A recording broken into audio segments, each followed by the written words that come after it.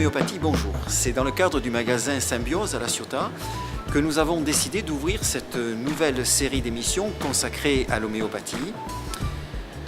On a tout dit, on a tout écrit sur l'homéopathie, sauf peut-être l'essentiel. Et c'est pour cela que nous avons décidé de vous donner la parole et de vous interroger par l'intermédiaire d'un micro-trottoir sur lequel vous allez pouvoir vous exprimer en toute objectivité et nous dire ce que vous pensez réellement de cette thérapeutique. Je pense que c'est surtout fabriqué à base de plantes,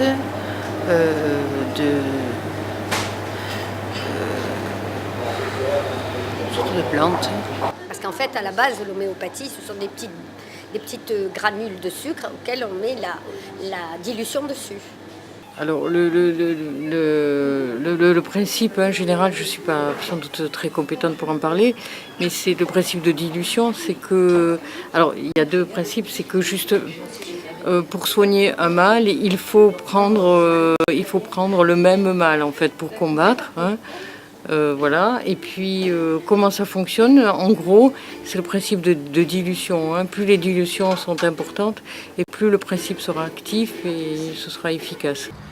Eh bien oui, l'homéopathie, c'est une autre façon de concevoir la médecine. Souvent, elle résulte de la remise en cause du médecin face à la grande question de la guérison. Il ne saurait être question aujourd'hui de décrier l'allopathie pour vanter les mérites de l'homéopathie. Retenons simplement que leur philosophie, leurs approches, leurs méthodes d'investigation sont différentes et opposées.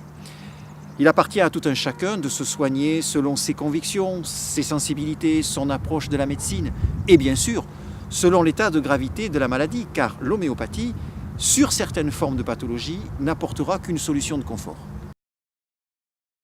L'homéopathie est certainement quelque chose de très bien, dans la mesure où ça soigne un terrain, il me semble.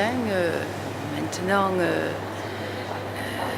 je ne sais pas si pour des maladies, on va dire graves, l'homéopathie est aussi valable que l'allopathie.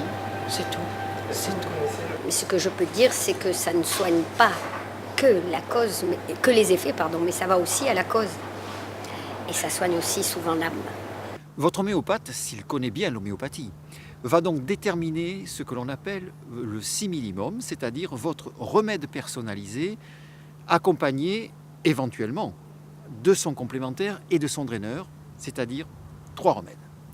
C'est ce que je nomme le trialisme homéopathique, conforme à la notion et à la valeur du chiffre 3, si cher à Samuel Hahnemann, pour désigner une méthode pluraliste, disons modérée, ou un unicisme un peu plus élargi, préférable dans certains cas au mélange des genres, c'est-à-dire allopathie, homéopathie. Car à elle seule, la plupart du temps, dans les cas aigus ou chroniques, l'homéopathie se suffit et n'a pas besoin de l'allopathie pour être souveraine. D'ailleurs, Hahnemann, son créateur, écrivait dans l'Organon, la Bible des homéopathes, au paragraphe 52, elles sont chacune directement opposées à l'autre. Et seul celui qui ne les connaît pas peut supposer qu'elles puissent se rapprocher ou même concilier. Bien sûr.